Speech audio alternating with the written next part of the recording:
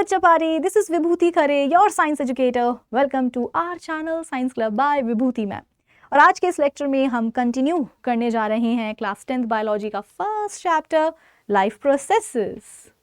Previous lectures से इस chapter में हम बात करते आ रहे हैं रेस्पिरेशन लाइफ प्रोसेस के ऊपर, और मुझे ये बताते हुए बहुत खुशी हो रही है कि फाइनली ह्यूमन बीइंग्स में रेस्पिरेशन की प्रोसेस कैसे होती है हम ये टॉपिक कवर कर चुके हैं, हमने कंप्लीट कर लिया है।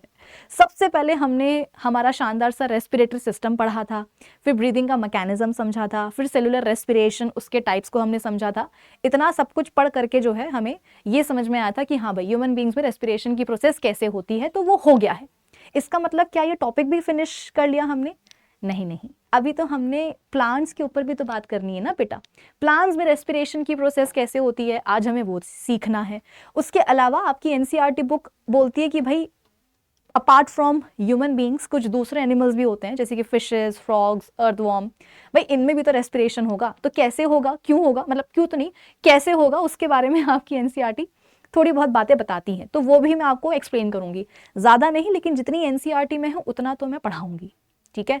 तो ये सब कुछ बेटा कवर करके ही क्या होगा, रेस्पिरेशन लाइफ प्रोसेस को अपन कंप्लीट कर पाएंगे।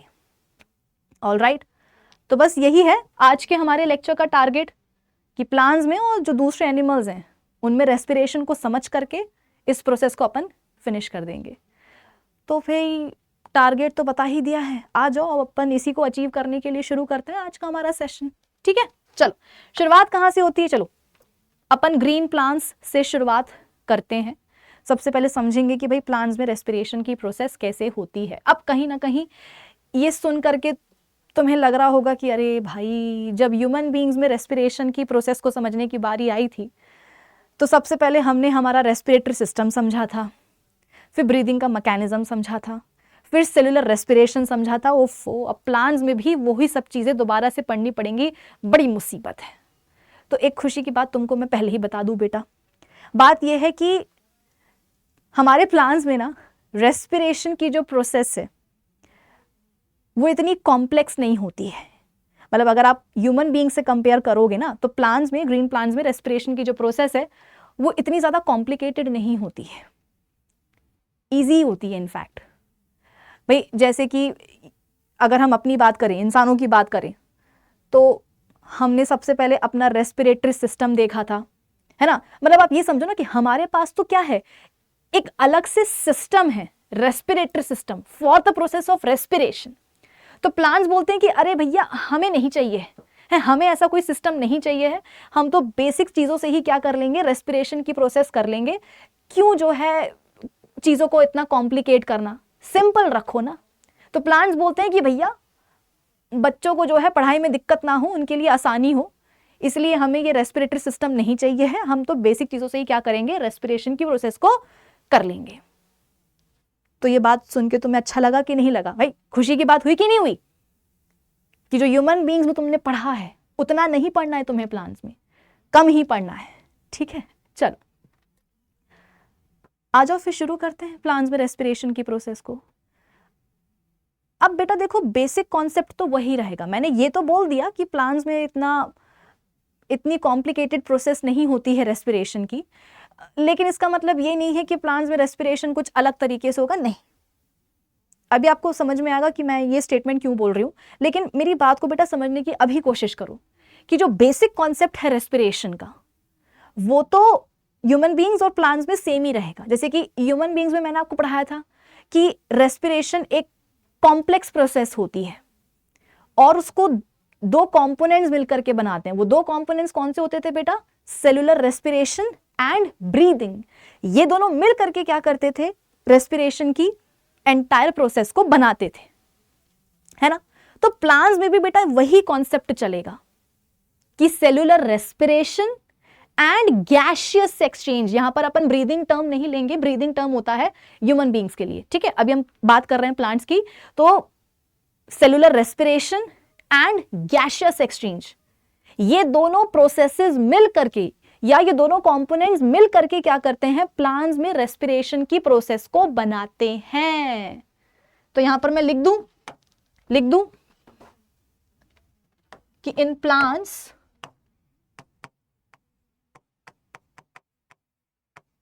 रेस्पिरेशन की प्रोसेस को, रेस्पिरेशन की जो एंटायर प्रोसेस है उसे बनाते हैं मिलकर के दो कंपोनेंट्स। कौन कौन से? Cellular respiration. बहुत सारे बच्चे बोलते हैं कि मैम प्लांट्स में भी सेल्यूलर रेस्पिरेशन की प्रोसेस होती है। तो बेटा याद करो, सेल्यूलर रेस्पिरेशन की प्रोसेस में होता क्या है?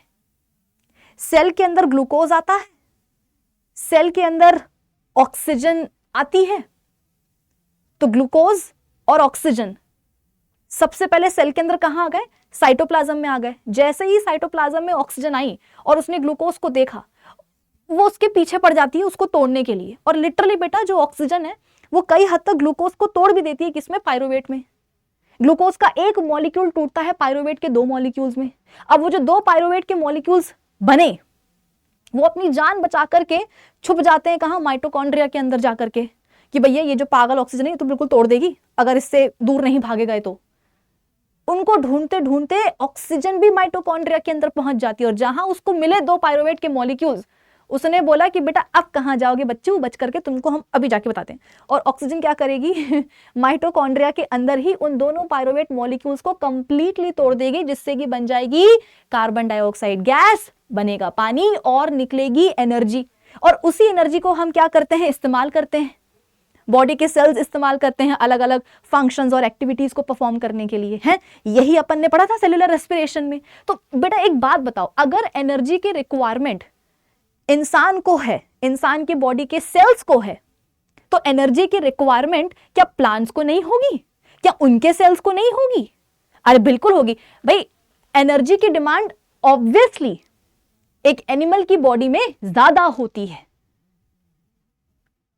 अगर हम एक एनिमल और प्लांट को कंपेयर करेंगे तो ऑब्वियसली प्लांट बॉडी में एनर्जी की डिमांड कम होगी, एनिमल बॉडी में एनर्जी ज्यादा चाहिए रहेगी।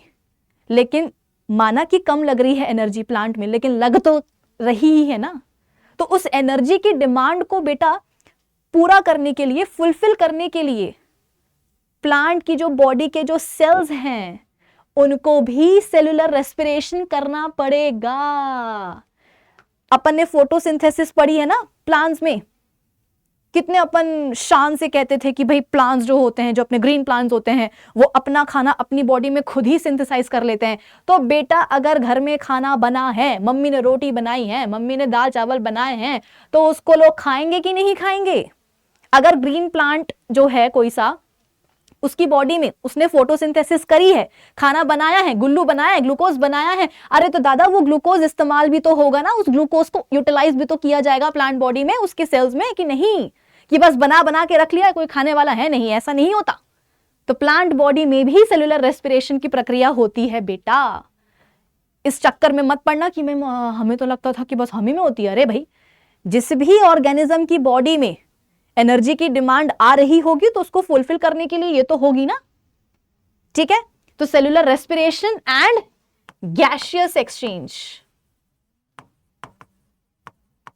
गैसियस एक्सचेंज, गैसियस एक्सचेंज का मतलब वही गैसेस का एक्सचेंज होगा किसके बीच में? तो between plant body and surrounding air, between plant body and surrounding air.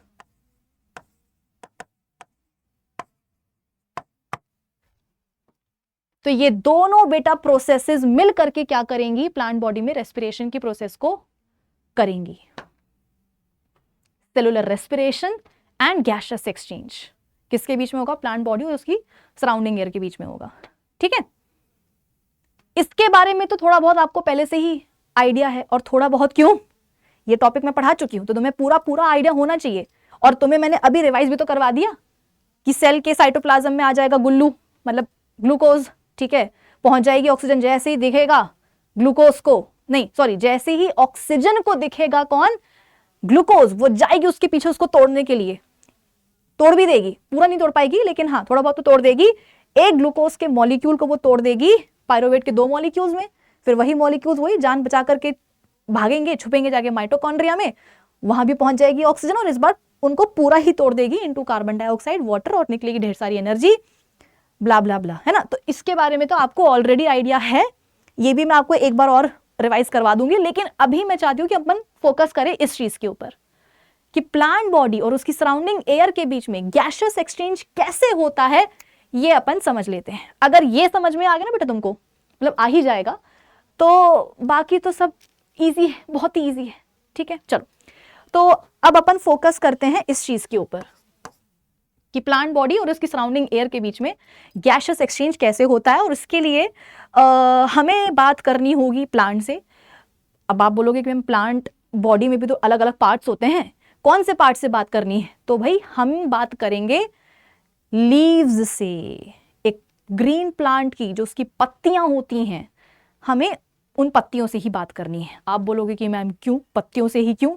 अरे जब न्यूट्रिशन की प्रोसेस पढ़ रहे थे, है जब फोटोसिंथेसिस पढ़ रहे थे, तब भी तो जो ग्रीन लीव्स थी उन्हीं से बात करी थी ना। तो जब गैसियस एक्सचेंज की बात आएगी तो भी उन्हीं से बात करेंगे हम। ठीक है, चलो यहां देखो, ये लीफ है, मान लो मानने में क्या जाता है कि मेरा ये जो हाथ है, ठीक है, इस समय क्या है, एक पत्ती है, एक लीफ है।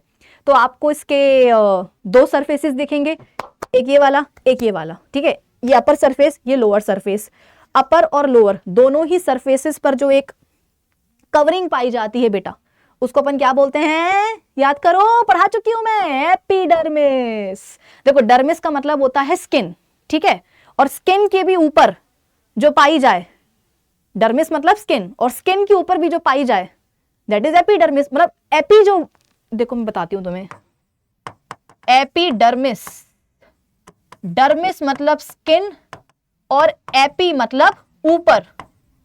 और ये वाली बात भी मुझे लग रहा है कि मैं तुम्हें बता चुकी हूं। कहां बता चुकी हूं? जब अपन अपना रेस्पिरेटरी सिस्टम पढ़ रहे थे और तुमको मैंने बताया था कि बेटा ट्रैकिया होता है, ट्रैकिया की जो ओपनिंग होती है, एंटीरियर ओपनिंग, उसका जो माउथ होता है उसको अपन ग्लॉटिस बोलते हैं, और ग्लॉटिस के ऊपर क्या होता है? उसका एक ढक्कन होता है जिसका क्या नाम होता है? एपीग्लॉटिस। तो एपी का मतलब ही क्या होता है? ऊपर। डर्मिस का मतलब स्किन, तो स्किन के जो ऊपर होगी दैट इज एपिडर्मिस। ठीक है, तो ये लीफ है, इसके दो सरफेसेस हैं। हर लीफ के बेटा दो ही सरफेसेस होते हैं, अपर सरफेस लोअर सरफेस। दोनों ही सरफेसेस पर क्या होती है? एक प्रोटेक्टिव कवरिंग होती है जिसको अपन क्या बोलते हैं? एपिडर्मिस। और बेटा सिर्फ पत्ती के ऊपर नहीं, जो एक यंग प्लांट होता है ना, उसकी पूरी की पूरी बॉडी, चाहे रूट्स हो, स्टेम हो, ब्रांचेस हो, लीव्स हो, फ्रूट्स हो, फ्लावर्स हो, व्हाटएवर पार्ट हो प्लांट बॉडी का, यंग प्लांट बॉडी का, हर पार्ट के ऊपर बेटा क्या पाई जाती है? एपिडर्मिस पाई जाती है। मतलब जैसे हमारी बॉडी के ऊपर स्किन है, वैसे ही यंग प्लांट की जो बॉडी होती है उस पूरी बॉडी के ऊपर एपिडर्मिस पाई जाती है। ठीक है, तो फिलहाल हम बात कर रहे हैं लीफ की, इसीलिए यहां पर मैं आपको स्पेसिफाई कर रही हूं कि भाई लीफ के दो सरफेसेस है, तो दोनों ही सरफेसेस पे क्या पाई जाएगी? एपिडर्मिस पाई जाएगी। Upper surface lower surface, epidermis epidermis. Upper surface पर जो एपिडर्मिस होती है उसे अपन क्या बोलेंगे? Upper epidermis. और लोअर सरफेस पर जो होगी उसको अपन क्या बोलेंगे? गैस करो। अरे लोअर एपिडर्मिस, क्या बड़ी बात हो गई। ठीक है, फिर मैंने आपको ये भी बताया था कि बेटा जी जो लोअर एपिडर्मिस होती है जो लोअर एपिडर्मिस होती है लीफ में, उसमें कुछ छोटे छोटे से पोर्स पाए जाते हैं जिन्हें हम क्या बोलते हैं? याद करो।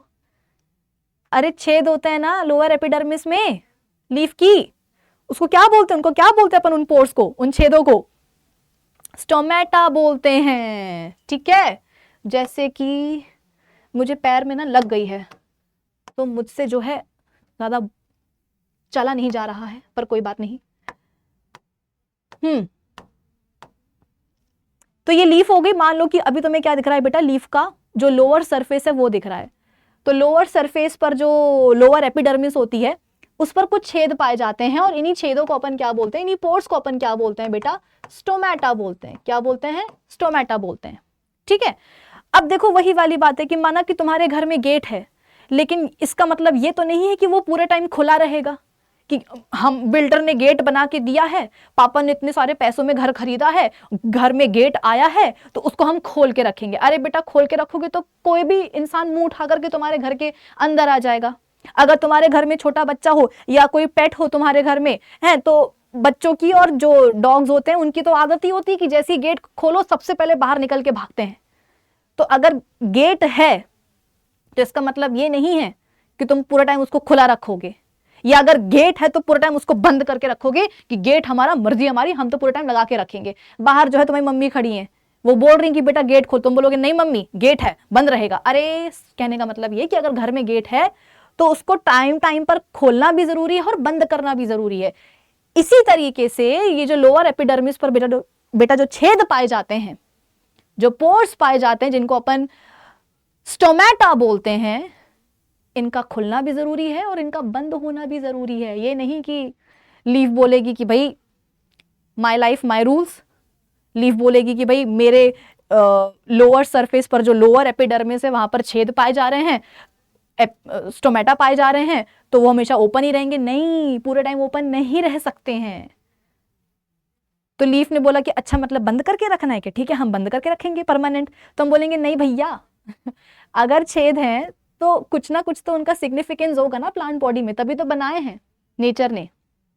तो इन स्टोमेटा का खुलना भी जरूरी है और बंद होना भी जरूरी है। तो खुलने बंद करने के लिए कौन होता है? हर एक स्टोमेटल पोर के बगल में, बगल तो नहीं बोलेंगे, उसके अराउंड, हाँ, हर एक स्टोमेटल पोर के अराउंड 2 किडनी शेप के सेल्स होते हैं। याद करो बेटा, ये सब कुछ अपन पढ़ चुके हैं। ऐसे मत बैठना कि मैम कुछ सुना सुना सा तो लग रहा है, कुछ पढ़ा पढ़ा तो लग रहा है। ये सब कुछ मैं आपको फोटोसिंथेसिस की जब अपन प्रोसेस पढ़ रहे थे तो मैं आपको समझा चुकी हूँ, बस अभी आपको रिवाइज करवा रही हूँ, क्योंकि अब अपन को गैसियस एक्सचेंज के रिस्पेक्ट में जो है चीजों को समझना है। चलिए, तो हर एक स्टोमेटल पोर के अराउंड आप बोल सकते हो कि 2 किडनी शेप के सेल्स होते हैं, और इन्हें हम क्या बोलते हैं बेटा? गार्ड सेल्स बोलते हैं। ठीक है, इन्हें अपन क्या बोलते हैं? शॉर्ट में लिख दिया है जीएस, मतलब कि गार्ड सेल्स बोलते हैं। जैसा नाम है वही काम है। गार्ड सेल्स बोल रहे हैं तो बेटा लिटरली क्या करेंगे? ये गार्ड करने, मतलब जो गार्ड अंकल काम करते हैं ना, ये बिल्कुल वही काम करेंगे। मतलब कि स्टोमेटल पोर की ओपनिंग एंड क्लोजिंग को रेगुलेट करने वाले कौन होते हैं? ये गार्ड सेल्स ही होते हैं। होता यह है कि जब इन गार्ड सेल्स के अंदर पानी आ जाता है ना, जब इन गार्ड सेल्स के अंदर, मैं आपको देखो ऐसे एक्सप्लेन करती हूं। ये मेरा जो मुंह है, आप इसको स्टोमेटल पोर समझो, ठीक है? और ये जो मेरे 2 हाथ है, ये जो मेरे 2 हाथ है, इनको आप गार्ड सेल समझो, ठीक है? तो मेरा मुंह क्या है? स्टोमेटल पोर है, और ये दोनों क्या हो गए? मेरे हाथ गार्ड सेल्स हो गए, ठीक है? तो होता यह कि जब इनके दोनों के अंदर पानी आ जाता है बेटा, तो देखो जाहिर सी बात है, अगर तुम किशमिश को पानी में डालोगे तो पानी चला जाएगा किशमिश के अंदर, किशमिश ऐसे फूल जाती है। तो सेल्स में भी ऐसे ही होता है कि अगर सेल्स के अंदर पानी जाता है तो सेल्स फूल जाते हैं, ठीक है? तो गार्ड सेल्स के अंदर क्या हुआ है? पानी आ गया है, पानी आ गया तो वो फूल गए। जहां वो फूले वो एक दूसरे से थोड़ा दूर दूर हो गए, और जहां वो दूर दूर हुए, तुमको मेरा मुंह दिखने लग गया कि नहीं दिखने लग गया? मतलब कि जो स्टोमेटल पोर है वो खुल गया। तो गार्ड सेल्स के अंदर जब पानी आया वो फूल गए, फूले तो दूर दूर हो गए, और जो स्टोमेटल पोर है वो खुल गया। और फिर वही वाली बात है कि बंद करना भी जरूरी है छेद को। तो अब जो गार्ड सेल्स हैं बेटा, इनके अंदर का जो पानी है वो बाहर निकल जाएगा। जब पानी बाहर निकल जाएगा तो सेल्स श्रिंक हो जाएंगे, और जब वो श्रिंक हो जाएंगे तो पास पास आ जाएंगे। जब वो पास पास आ जाएंगे, क्या तुम्हें अब मेरा मुंह दिख रहा है? नहीं। क्यों? क्योंकि स्टोमेटल पोर बंद हो गया। तो जब गार्ड सेल्स के अंदर पानी आया वो फूल गए, फूल करके दूर दूर हो गए, तो स्टोमेटल पोर खुल गया। जब गार्ड सेल्स के अंदर का पानी बाहर निकल गया, वो श्रिंक हो गए, पिचक करके पास आ गए, तो स्टोमेटल पोर बंद हो गया। तो इसीलिए जो गार्ड सेल्स अपन बोलते हैं क्या करते हैं? स्टोमेटल पोर्स की ओपनिंग एंड क्लोजिंग को रेगुलेट करने का काम करते हैं, ठीक है? तुमको पता है ये गार्ड सेल्स होते क्या है? लीफ की लोअर सरफेस पर ये जो लोअर एपिडर्मिस पाई जा रही है ना, इसी लोअर एपिडर्मिस के कुछ सेल्स ही थोड़े से मॉडिफाई होकर के गार्ड सेल्स बन जाते हैं। भाई जो मैंने आपसे कहा ना कि जो यंग प्लांट होता है उसकी एंटायर बॉडी जो है एपिडर्मिस से कवर्ड होती है। तो एपिडर्मिस बेटा किसकी बनी होती है? अरे भाई सेलुलर लेयर ही तो होती है वो, तो वो भी सेल्स की बनी होगी। एपिडर्मिस के सेल्स को अपन एपिडर्मल सेल्स बोलते हैं। तो ये मान लो लीफ है, मतलब मान लो क्या, लीफ तो है ही, ठीक है? ये इसका लोअर सरफेस है। लोअर सरफेस पे देखो अभी मैं क्या बनाने वाली हूं। लोअर सरफेस पे देखो अभी मैं बनाने लग रही हूं, 1 मिनट रुकना है। लोअर सरफेस पे देखो ये मैंने बना दी है लोअर एपिडर्मिस। ये मैंने बना दी है लोअर एपिडर्मिस। ये देखो, ये एपिडर्मिस के तुम्हें सेल्स नजर आ रहे होंगे, तुमको दिख रहे हैं ग्रीन ग्रीन। ये मैं ग्रीन ग्रीन क्या बना रही हूं बेटा, ये क्लोरोप्लास्ट मत समझ लेना Munro, this is not chloroplast.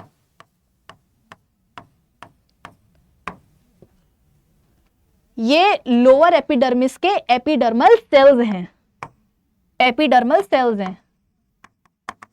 अरे ये बोर्ड लिखो कुछ, लिख कुछ और रहा है। एपिडर्मल सेल्स हैं ये, ठीक है।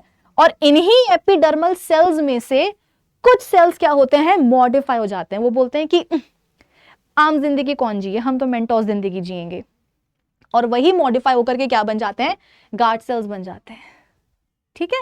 चलो अच्छा, हाँ, अपर एपिडर्मिस के ऊपर क्यूटिकल भी होती है, क्यूटिन की बनी होती है, ये भी मैं आपको पढ़ा चुकी हूँ, ठीक है।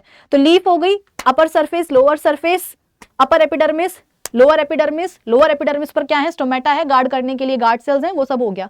अब अगर हम अपर एपिडर्मिस और लोअर एपिडर्मिस के बीच में देखें बेटा, अपर एपिडर्मिस, ये अपर एपिडर्मिस है, ये लोअर एपिडर्मिस है, ठीक है। इनके बीच में अगर आप देखोगे हैं लीफ में, तो आपको क्या मिलेंगे, सेल्स मिलेंगे। उन्हें अपन क्या बोलते हैं, मीजोफिल सेल्स बोलते हैं कि नहीं बोलते हैं। कुछ याद आ रहा है पिछले जन्म की बातें? पिछला जन्म नहीं है बेटा, इसी जन्म में पढ़ाया है तुमने, पढ़ा है तुमने, पढ़ाया मैंने है, पढ़ा तुमने है, ठीक है। चलो तो ये देखो, ये हो गया क्या, ये हो गया अपर एपिडर्मिस, ये लोअर एपिडर्मिस, और इनके बीच में जो सेल्स होते हैं इनको अपन मीजोफिल सेल्स बोलते हैं, ठीक है।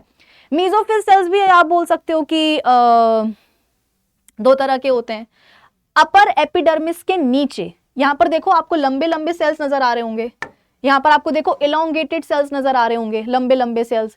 और इन सेल्स की देखो खास बात क्या है, इन सेल्स की खास बात यह है कि इनके बीच में इंटरसेलुलर स्पेसेस है नहीं, ना के बराबर है।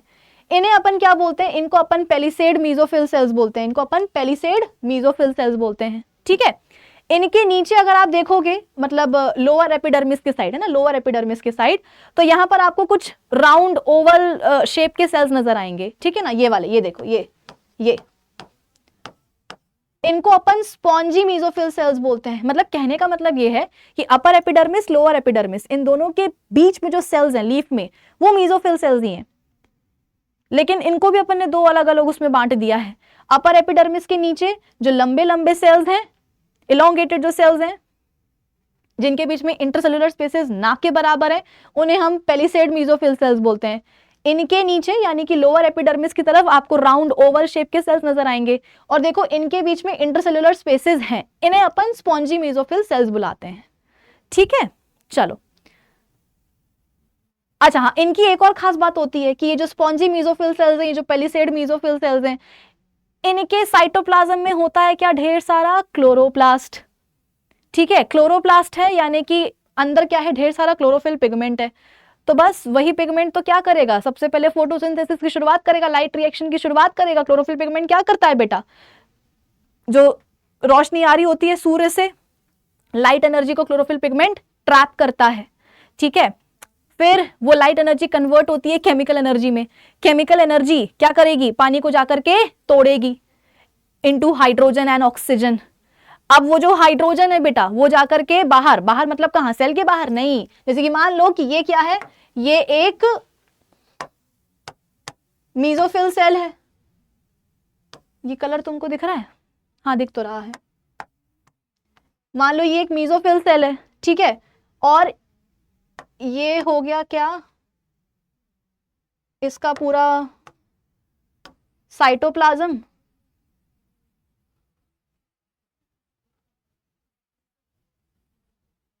और साइटोप्लाज्म काफी हरा हरा है। क्यों हरा हरा है, क्योंकि बहुत सारा क्लोरोप्लास्ट है, ठीक है। तो ये पूरा बेटा क्या है, मीजोफिल सेल है, ये पूरा मीजोफिल सेल है। आपको इसके साइटोप्लाज्म में ढेर सारे क्लोरोप्लास्ट नजर आ रहे होंगे।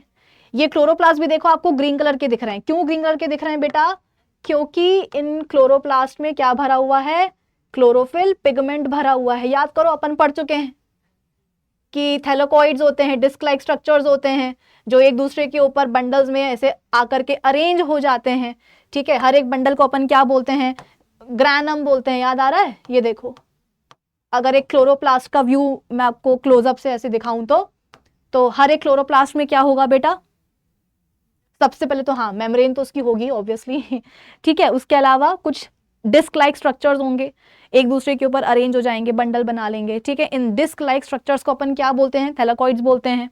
और जो बंडल्स बन रहे हैं इनको अपन क्या बोलते हैं, ग्रैना बोलते हैं, ग्रैना, ठीक है।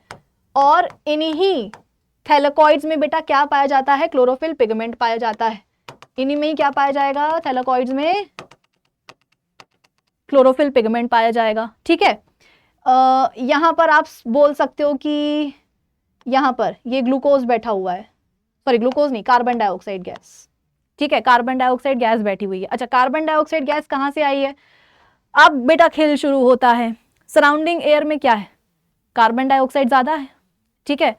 तो जो लीफ है, लीफ की लोअर एपिडर्मिस पर जो ये स्टोमेटा लगे हुए हैं, ठीक है, देखो यहां पर भी आपको स्टोमेटा दिखेंगे, ये दिख रहा है, ये छेद, ये वाले, ये these are stomata lower epidermis पे, ठीक है। तो सराउंडिंग एयर में जो कार्बन डाइऑक्साइड गैस है बेटा, ये कार्बन डाइऑक्साइड गैस लीफ के अंदर आ जाएगी। कैसे आ जाएगी, स्टोमेटा के थ्रू।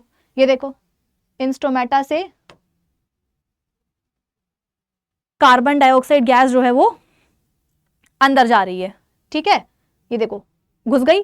अब इसके बाद में मैंने आपको बताया ना कि स्पॉन्जी मीजोफिल सेल्स जो होते हैं, इनके बीच में इंटरसेलुलर स्पेसेस होती हैं, तो उन्हीं स्पेसेस का फायदा उठाते हुए कार्बन डाइऑक्साइड गैस जो है इसे ठुमक ठुमक करते हुए, वो गाना नहीं चला है, ठुमक ठुमक चांदी है तो माइये देनाल, ठीक है, बस यहाँ पर वही होने वाला है कि जो लोअर एपिडर्मिस पर जो स्टोमेटा है, जो छेद है, उनसे कार्बन डाइऑक्साइड गैस एयर की लीफ के अंदर घुसेगी। स्पॉन्जी मीजोफिल सेल्स के बीच में जो स्पेसेस हैं, उन स्पेसेस में ऐसे ऐसे ऐसे करके, मतलब बीच में से निकल निकल करके कहाँ आ जाएगी, इन सेल्स के अंदर आ जाएगी। मतलब स्पॉन्जी जो मीजोफिल सेल्स हैं उनके अंदर भी जाएगी, और जो ऊपर पेलिसेड मीजोफिल सेल्स हैं बेटा, उनके अंदर भी कार्बन डाइऑक्साइड गैस आ जाएगी, ठीक है। तो सेल्स के अंदर कार्बन डाइऑक्साइड गैस आ गई है, देखो ये आ रही है, देखो ये आ रही है कार्बन डाइऑक्साइड गैस। मान लो ये एक मीजोफिल, देखो एक मीजोफिल सेल की जो कहानी बेटा, वही कहानी बाकी मीजोफिल सेल्स की भी होगी, चाहे वो पेलिसेड हो चाहे वो स्पॉन्जी मीजोफिल सेल्स हो, ठीक है, सबकी यही कहानी है कि देखो सेल के अंदर क्या हुआ है, कार्बन डाइऑक्साइड गैस आ गई है। अब ये कहाँ जाएगी, ये जाएगी सारे क्लोरोप्लास्ट के अंदर, क्योंकि असली काम तो इसका वही है, ठीक है। तो कार्बन डाइऑक्साइड गैस कहाँ आ जाएगी बेटा, देखो हर एक इस तरीके से क्लोरोप्लास्ट के अंदर आ जाएगी, है ना।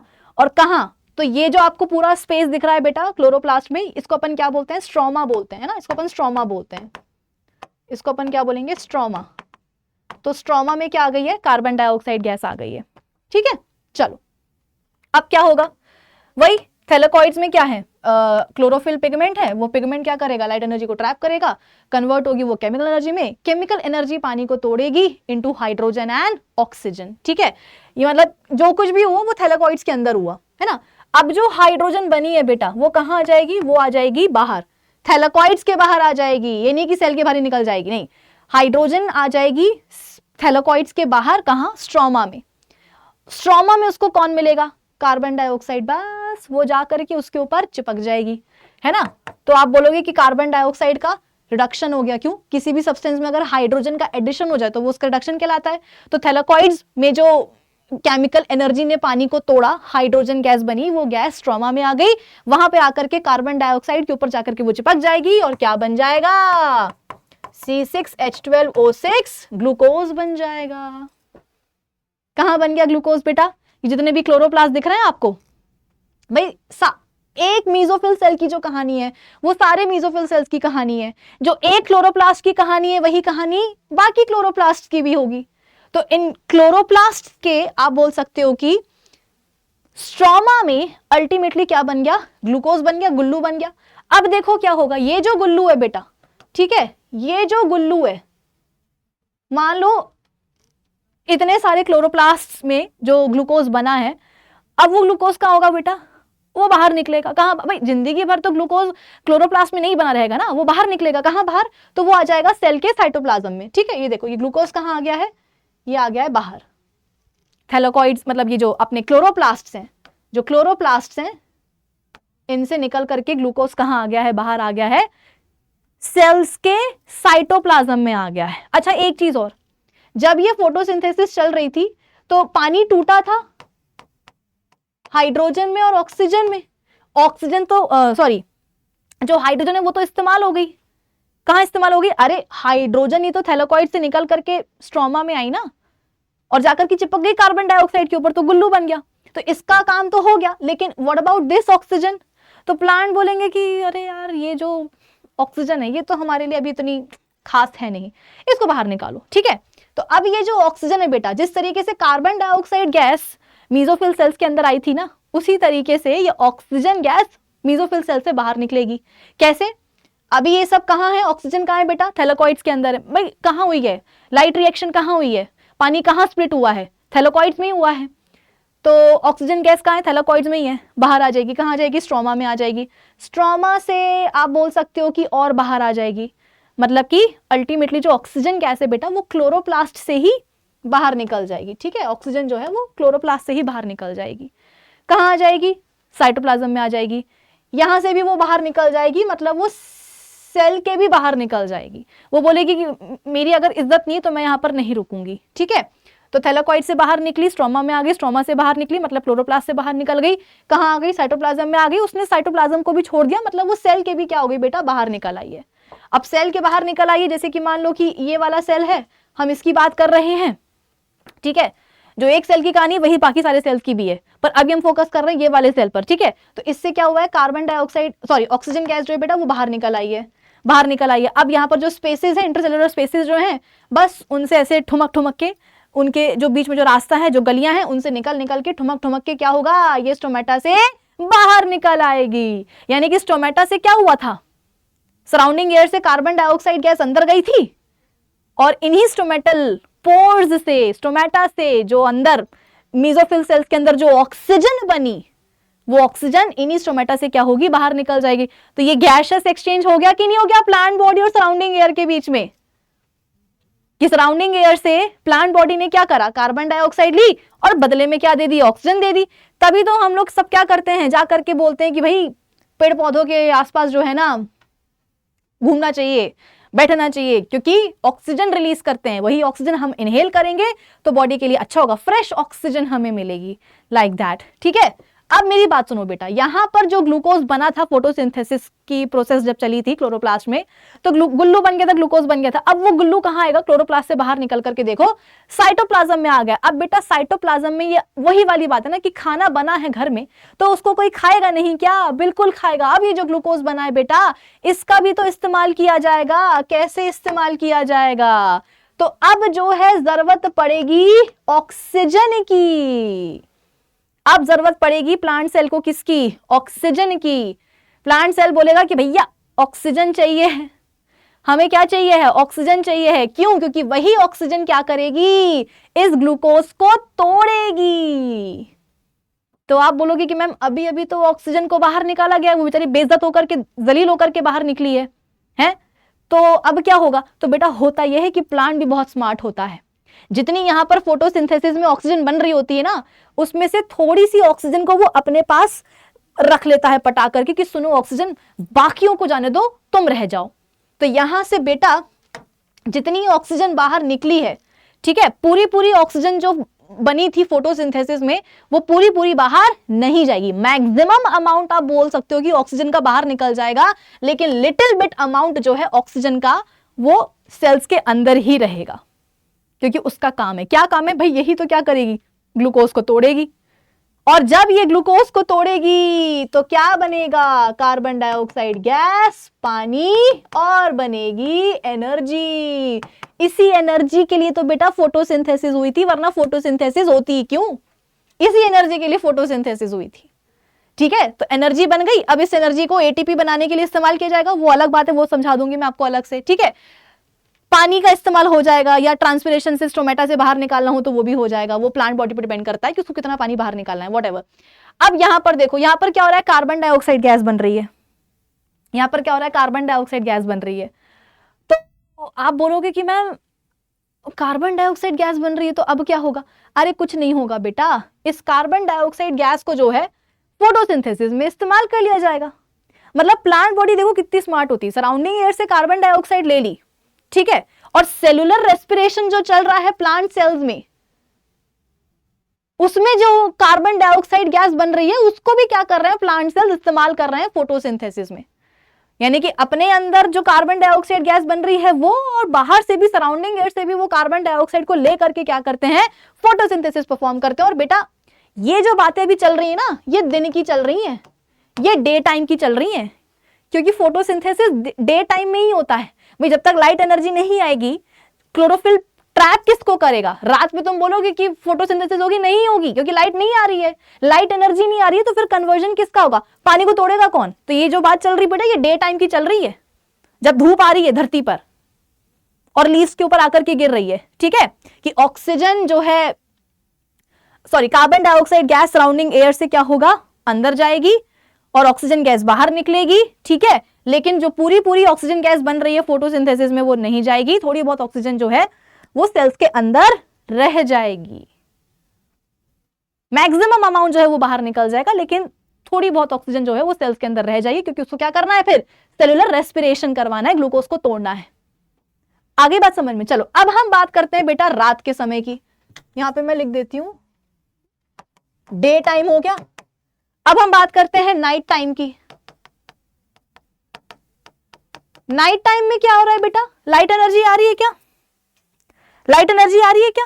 धूप आ रही है क्या? रोशनी आ रही है क्या? आप बोलोगे नहीं मैम धूप तो नहीं आ रही है। एग्जैक्टली, यानी कि रात के समय फोटोसिंथेसिस तो नहीं होने वाली, फोटोसिंथेसिस तो नहीं होने वाली फॉर श्योर। रात के समय पे फोटोसिंथेसिस तो नहीं हो रही। तो अब प्लांट्स बोलेंगे कि यार मैं क्या करूं, मैं क्या करूं, दिन का टाइम होता, लाइट आ रही होती तो मैं फोटोसिंथेसिस कर रहा होता, पर अभी तो रात हो गई, अब मैं क्या करूं? चलो मैं काम करता हूं, जो रेस्पिरेशन की प्रोसेस चल रही है मेरे अंदर उसको मैं बढ़ा देता हूं। बेटा हम तो फिर भी वेले होते हैं कि कोई काम नहीं होता, या कभी कभी तो काम होता भी है, फिर भी क्या करते हैं, आराम करते रहते हैं। प्लांट्स ऐसे नहीं होते हैं। प्लांट्स बोलते हैं कि यार दिन में अगर धूप आ रही है तो let's do photosynthesis, let's do some cooking, खाना बनाते हैं, गुल्लू बनाते हैं। लेकिन रात के टाइम पर उनको लगता है कि अब क्या करें, चलो एक काम करते हैं, रेस्पिरेशन को ही क्या करते हैं, बढ़ा लेते हैं। क्योंकि भाई देखो दिन के टाइम पर भर भर के रोशनी आई, भर भर के फोटोसिंथेसिस हुआ, भर भर के क्या हुआ, ग्लूकोज बना। लेकिन जितना ग्लूकोज बन रहा है उसको उतने आप बोल सकते हो कि अच्छी तरीके से यूटिलाइज नहीं किया गया दिन के टाइम पर। आप बोलोगे मैम क्यों नहीं किया गया? क्योंकि दिन के टाइम पर फोटोसिंथेसिस बेटा ज्यादा चल रही होती है। मैं यहां पे लिख भी देती हूं कि डे टाइम में, ठीक है, डे टाइम में फोटोसिंथेसिस ज्यादा हो रही होती है और रेस्पिरेशन की जो प्रोसेस है, सेलुलर रेस्पिरेशन की प्रोसेस, वो कम हो रही होती है दिन के टाइम पर। क्योंकि प्लांट्स में भी अकल है ना, वो बोलते हैं कि भाई दिन के टाइम पर रोशनी आ रही है तो उसका फायदा उठाते हैं और फटाफट क्या करते हैं, फोटोसिंथेसिस करते हैं, जल्दी जल्दी क्या करते हैं, ग्लूकोज बनाते हैं। और ऐसा नहीं कि सेलुलर रेस्पिरेशन नहीं चल रहा होता है, चल रहा होता है। जितना भी ग्लूकोज बना है उसमें से थोड़ा बहुत ग्लूकोज जो है उसको तोड़ा भी जाता है दिन के टाइम पर। बट रात के टाइम पर प्लांट्स अपना दिमाग लगाते हैं कि लाइट तो आने नहीं वाली है, फोटोसिंथेसिस तो होने नहीं वाली है, तो रात के टाइम पर हम क्या करेंगे, रेस्पिरेशन ज्यादा करेंगे। यानी कि रात के टाइम पर जो प्लांट सेल्स होते हैं बेटा, वो क्या करते हैं, ग्लूकोज को, ठीक है, ग्लूकोज को तोड़ते हैं with the help of oxygen, और बनती है कार्बन डाइऑक्साइड गैस, पानी, और निकलती है एनर्जी। एनर्जी और पानी को तो जाने दो, तुम फोकस करो यहां पर ऑक्सीजन और कार्बन डाइऑक्साइड के ऊपर। अब रात के टाइम पर क्योंकि फोटोसिंथेसिस नहीं हो रही है, मेजरली रेस्पिरेशन की ही प्रोसेस चल रही है बेटा, तो इसके लिए क्या चाहिए है, ऑक्सीजन चाहिए है। कहां से आएगी ऑक्सीजन? आप बोलोगे कि मैम दिन के टाइम पर जब फोटोसिंथेसिस चल रही थी तो पानी टूट रहा था ऑक्सीजन में, उसी ऑक्सीजन में से थोड़ी ऑक्सीजन का इस्तेमाल किया जा रहा था ये ग्लूकोज को तोड़ने के लिए, बाकी जो मेजर ऑक्सीजन का अमाउंट था वो तो सेल्स के बाहर निकल गया था स्टोमेटा के थ्रू, प्लांट बॉडी को ही छोड़ करके, मतलब वो चली गई थी ऑक्सीजन सराउंडिंग एयर में। एग्जैक्टली तो दिन के टाइम पर जो फोटोसिंथेसिस चल रही होती है, ठीक है, हाँ, दिन के टाइम पर जो फोटोसिंथेसिस की प्रोसेस चल रही होती है बेटा, तो सेलुलर रेस्पिरेशन के लिए ना ऑक्सीजन वहीं से मिल जाती है, कि जो ऑक्सीजन बन रही है वो थोड़ी बहुत इस्तेमाल कर ली, बाकी प्लांट बॉडी के बाहर निकाल दी। लेकिन रात के टाइम पर नो फोटोसिंथेसिस, तो आप सेलुलर रेस्पिरेशन के लिए ऑक्सीजन कहां से मिलेगी? तो प्लांट दिमाग लगाते हैं कि चलो कोई बात नहीं, सराउंडिंग एयर किस दिन काम आएगी। तो रात के टाइम पर क्योंकि फोटोसिंथेसिस नहीं हो रही है और कोई दूसरा सोर्स नहीं है ऑक्सीजन का, तो प्लांट क्या करते हैं, सराउंडिंग एयर से ऑक्सीजन को अंदर ले लेते हैं। रात में तुम लोगों ने अपने बड़े बुजुर्गों को ऐसे बोलते हुए सुना होगा कि बेटा रात के टाइम पर जो है पेड़ पौधों के पास नहीं जाना चाहिए। वही दादी सुबह धक्का मार करके पेड़ के पास जाके बिठा देंगी और रात के टाइम पे खींच के वापस लेकर के आएंगे कि मत जाओ पेड़ के पास। क्यों? क्योंकि रात के टाइम पर फोटोसिंथेसिस नहीं है, रेस्पिरेशन की प्रक्रिया चल रही है और रेस्पिरेशन के लिए ऑक्सीजन चाहिए है। प्लांट बॉडी में उस समय ऑक्सीजन का सोर्स है नहीं क्योंकि फोटोसिंथेसिस चल नहीं रही है, इसलिए प्लांट बॉडी क्या करेगी, रात के टाइम पर सराउंडिंग एयर से ऑक्सीजन अंदर ले लेगी। तो सराउंडिंग एयर से तुम बैठ करके सांस ले रहे हो, है तुम सोच रहे हो कि ऑक्सीजन आएगी, ऑक्सीजन आएगी, प्लांट बोलेगा आए बड़े मैं लूंगा ऑक्सीजन, ठीक है। तो प्लांट बॉडी क्या करेगी, सराउंडिंग एयर से ऑक्सीजन ले लेगी। लिख देती हूं मैं यहाँ पे, सराउंडिंग एयर से ऑक्सीजन ये ले लेगी, मतलब प्लांट बॉडी ले लेगा ऑक्सीजन को, ठीक है। यहां तक तो चलो फिर भी ठीक था कि हम प्लांट के बगल में बैठे हैं रात में, हम ये सोच रहे हैं कि इससे हमें ऑक्सीजन मिलेगी, तो वो उल्टा क्या कर रहा है, सराउंडिंग एयर से ऑक्सीजन को अपने अंदर ले रहा है, ठीक है। प्रॉब्लम ज्यादा कब बढ़ती है, जब वो कार्बन डाइऑक्साइड गैस को इन रिटर्न एयर में भेजना एयर में जो है ना रिलीज करने लग जाता है। आप बोलोगे कि मैम ऐसे कैसे, भाई एक्सचेंज मतलब एक्सचेंज। दिन के टाइम पर जब फोटोसिंथेसिस ज्यादा चल रही होती है तो कार्बन डाइऑक्साइड गैस को प्लांट बॉडी अंदर लेती है और ऑक्सीजन को बाहर निकाल देती है। रात के टाइम पर अगर फोटोसिंथेसिस नहीं हो रही तो रेस्पिरेशन तो हो रहा है ना, और ज्यादा ही हो रहा है, तो उस टाइम पर प्लांट बॉडी ने क्या करा, सराउंडिंग एयर से ऑक्सीजन को अंदर ले लिया, तो बदले में वो देगा भी तो एयर को क्या, कार्बन डाइऑक्साइड गैस।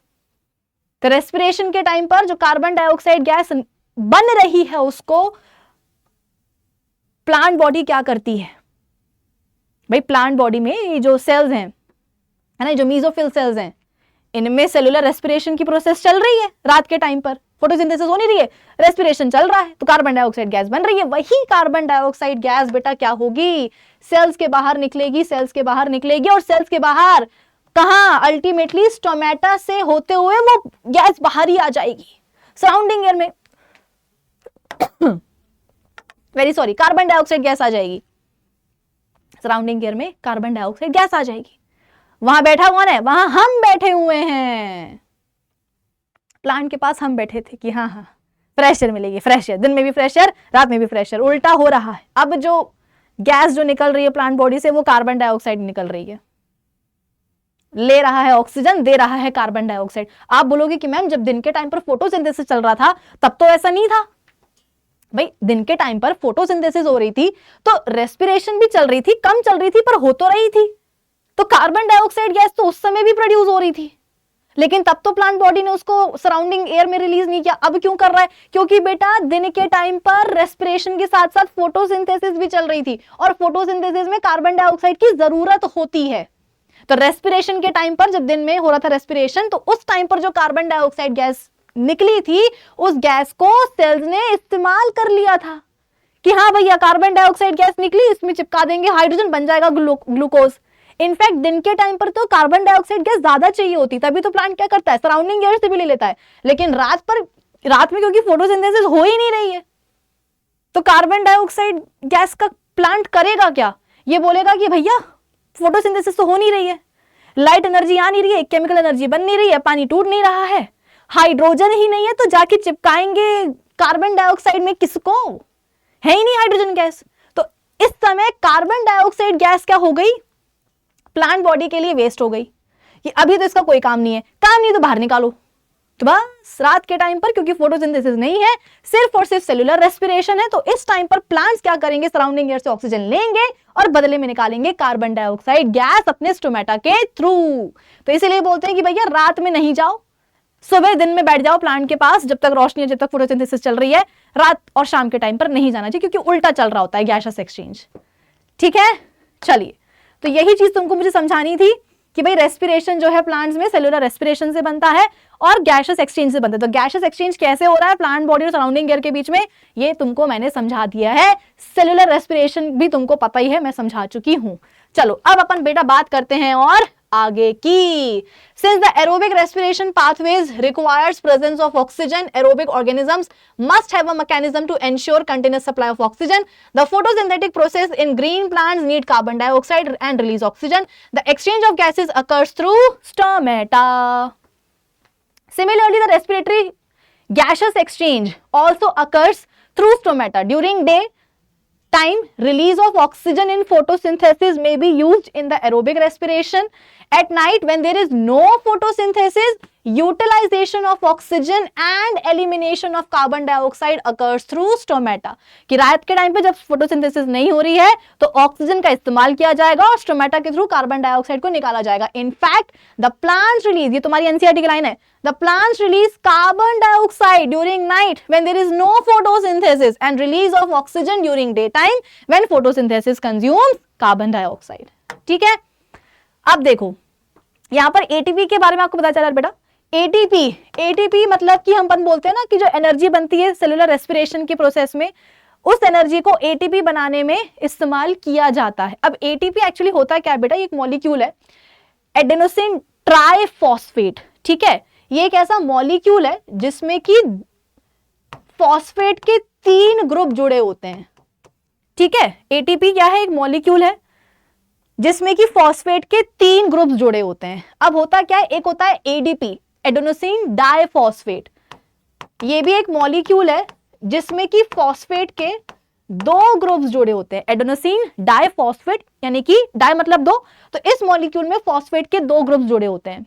इसमें अगर फॉस्फेट का एक और ग्रुप जोड़ दिया जाए, इसमें अगर फॉस्फेट का एक और ग्रुप जोड़ दिया जाए तो ये बन जाता है क्या, एटीपी। भाई एडेनोसिन डाइफॉस्फेट में 2 फॉस्फेट मॉलिक्यूल्स हैं, एक और जोड़ देंगे तो ट्राइफॉस्फेट बन जाएगा, मतलब एटीपी बन जाएगा बस। तो ये जो आपकी सेलुलर रेस्पिरेशन की जो प्रोसेस हुई है बेटा, उसमें जो एनर्जी बनती है उस एनर्जी को इस्तेमाल किया जाता है एडीपी में एक फॉस्फेट मॉलिक्यूल या फॉस्फेट ग्रुप जोड़ने के लिए। जो एनर्जी बनी सेलुलर रेस्पिरेशन के टाइम पर ना, यहां पर जो एनर्जी बन रही है, ये जो एनर्जी बन रही है यहां पर, इस एनर्जी को इस्तेमाल करते हैं एडीपी मॉलिक्यूल में। ऑलरेडी 2 फॉस्फेट ग्रुप तो है ही, एक और फॉस्फेट ग्रुप को जोड़ने के लिए। जब एक और फॉस्फेट ग्रुप आकर के जुड़ जाएगा तब बनेगा क्या, एटीपी। तो होता यह है कि जब एडीपी में जब एक फॉस्फेट ग्रुप और जोड़ना होता है तो उसके लिए एनर्जी चाहिए होती है, वो एनर्जी रेस्पिरेशन से मिल जाती है। ठीक है, अल्टीमेटली जो एटीपी बनता है ना बेटा, इस एटीपी मॉलिक्यूल में वो एनर्जी जाकर के स्टोर हो जाती है। जो एनर्जी लगी ना एक फॉस्फेट ग्रुप को इसमें जोड़ने के लिए, वो एनर्जी जब एटीपी मॉलिक्यूल बना तो उसमें जाकर के स्टोर हो गई। तो हम बोलते हैं कि एटीपी मॉलिक्यूल्स का energy currency of the cells, उनमें एनर्जी स्टोर्ड होती है। और फिर जब बॉडी में एनर्जी की डिमांड होगी तो क्या होगा, इन्हीं एटीपी मॉलिक्यूल्स को तोड़ा जाएगा और जो एनर्जी इनमें ट्रैप्ड थी, स्टोर्ड थी, वो रिलीज हो जाएगी, उसका बॉडी क्या करेगी, इस्तेमाल कर लेगी। So ATP is the energy currency of the most cellular processes. The energy released during the process of respiration is used to make an ATP molecule from ADP and inorganic phosphate. Endothermic processes in the cell that use the ATP to drive the reactions when the terminal phosphate linkage in ATP is broken using water.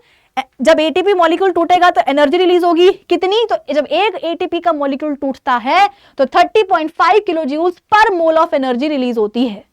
Think of how a battery can provide energy for different kinds of uses. It can be used to obtain mechanical energy, light energy. ठीक है, Okay, since the aerobic respiration pathways depends on the oxygen, aerobic organisms need to ensure that there is a sufficient intake of oxygen. We have seen in the plants exchange of gases takes place through stomata, and the large intercellular spaces ensures that the cells are in contact with air. Carbon dioxide and oxygen are exchanged by diffusion here. They can go into the cells or away from them and out into the air. The direction of diffusion depends upon the environmental conditions and the requirements of the plant. At night, when there is no photosynthesis, Carbon dioxide elimination is the major exchange activity going on. During the day, carbon dioxide is generated during respiration, is used for photosynthesis. Hence, there is no carbon dioxide release कब? दिन के time पर. Instead, oxygen जो बन रही है वो हटा दी जाती है दिन में, ठीक है ना. फिर उसके बाद में animals have evolved different organs for the uptake of oxygen from the environment and for getting rid of the carbon dioxide produced. Terrestrial animals can breathe the oxygen in the atmosphere, but animals जो कि पानी में रह रहे हैं बेटा, उनको क्या करना पड़ेगा भाई. जो एक्वेटिक एनिमल्स जैसे कि फिशेस है ना, वो तो पानी में रह रही हैं, तो उनको कहां से मिलेगी ऑक्सीजन. तो पानी में जो डिसॉल्व्ड ऑक्सीजन होती है वो ऑक्सीजन जो है वो लोग अपनी बॉडी के अंदर लेते हैं. अब यहां पर एक प्रॉब्लम आ जाती है. क्या प्रॉब्लम आ जाती है कि सराउंडिंग एयर में ऑक्सीजन है, पानी में भी डिसॉल्व्ड ऑक्सीजन है, लेकिन जितनी सराउंडिंग एयर में ऑक्सीजन है ना बेटा वो ज्यादा है as compare to dissolved oxygen जो कि पानी में है. तो इस चक्कर में क्या होता है, जो अपने एक्वेटिक एनिमल्स होते हैं उनका ब्रीदिंग रेट ज्यादा होता है करके सांस लेते हैं. क्यों? क्योंकि जिस पानी में वो है उसमें डिसॉल्व्ड ऑक्सीजन कम है, लेकिन चाहिए तो उनको सफिशिएंट अमाउंट में ना बॉडी में ऑक्सीजन. तो इसलिए उनका जो ब्रीदिंग रेट है वो as compare to animals living on the land उनका ब्रीदिंग रेट ज्यादा होता है. A variety of methods have been evolved in different animals. ये तो हो गया है, ठीक है. The aquatic animals take the dissolved form of oxygen either directly through their skin by simple diffusion or through gills which are specially designed for the purpose. Since the amount of oxygen dissolved in the water is fairly low, काफी लो होती है, aquatic animals जो होते हैं उनको faster breathe करना पड़ता है ताकि उनको सही तरीके से ऑक्सीजन मिले. अब अपन कुछ दूसरे एनिमल्स की बात करते हैं, उनमें कैसे होता है रेस्पिरेशन, गैसेस एक्सचेंज. मेजरली आपको फिशेस की बात करनी है बेटा. देखो फिशेस क्या करते हैं, उनके पास होते हैं गिल्स. जैसे हमारे पास लंग्स में एल्वियोलाई होते हैं, एल्वियोलाई के पास बढ़िया सा नेटवर्क होता है ब्लड कैपिलरीज का, रिच सप्लाई होती है एल्वियोलाई के पास ब्लड कैपिलरीज की. ठीक वैसे ही फिशेस के पास क्या होते हैं बेटा, गिल्स होते हैं, ठीक है. और गिल्स के अराउंड आप बोल सकते हो कि ब्लड कैपिलरीज का बढ़िया सा नेटवर्क होता है. तो होता क्या है, मछली जो होती है अपने मुंह से करके पानी को अपने बॉडी के अंदर लेती है, ठीक है ना. उसके यहां पर क्या होते हैं, गिल्स होते हैं. यहां पर जो आपको एक्चुअली दिखते जो हैं वो होते हैं गिल स्लिट्स. स्लिट्स मतलब कि ऐसे चीरा है ना, स्लिट मतलब ऐसे चीरा लगा दो. तो मछली के आपको यहां पर जो है बेटा, यहां पर आपको गिल स्लिट्स दिखते हैं. ऐसा लगता है आप पर किसी ने चीरा लगाया हुआ है कई सारे मछली को, ठीक है ना. और इन स्लिट्स के पीछे क्या होते हैं, गिल्स होते हैं. गिल्स आपको दिखते नहीं है, दिखते आपको गिल स्लिट्स हैं. गिल स्लिट्स के पीछे क्या होते हैं, गिल्स होते हैं, वो कुछ ऐसे नजर आते हैं, ठीक है ना. और इन गिल स्लिट्स के पास क्या होता है, बढ़िया सा नेटवर्क होता है ब्लड कैपिलरीज का. ये ब्लड कैपिलरी है, इसमें ब्लड फ्लो करेगा, ठीक है. तो होता क्या है, मछली अपना मुंह खोलती है और पानी को अपने बॉडी के अंदर लेती है, ठीक है. और ये जो पानी उसकी बॉडी में गया है वो इन्हीं गिल स्लिट से बाहर निकल जाएगा. मतलब मुंह से पानी अंदर लिया और गिल स्लिट से बाहर निकल गया. तो आप बोलोगे कि मैम फायदा क्या हुआ, यहां से पानी अंदर लिया यहां से निकाल दे, क्या फायदा हुआ. अरे फायदा होगा भी. होता यह है कि मुंह से पानी उसके बॉडी में तो आ गया. अब इससे पहले कि वो पानी गिल स्लिट से बाहर निकले, वो पानी जाता है गिल्स के ऊपर, गिल्स के ऊपर. और गिल्स में जैसा कि मैंने आपको बताया कि बढ़िया सप्लाई होती है किसकी, ब्लड की, ब्लड कैपिलरीज की. तो जब गिल्स के ऊपर पानी आता है, जब गिल्स के ऊपर पानी आता है तो पानी में जो डिसॉल्व्ड ऑक्सीजन होती है बेटा वो डिफ्यूजन से कहां आ जाती है, ब्लड कैपिलरी के ब्लड में. मान लो ये गिल्स हैं और इनके ऊपर क्या है, ये ब्लड कैपिलरी का बढ़िया सा नेटवर्क है, ठीक है ना. ये गिल्स है और इसके ऊपर क्या है, ब्लड कैपिलरी का ये नेटवर्क है. ये ब्लड कैपिलरीज में ब्लड फ्लो कर रहा है, ठीक है ना.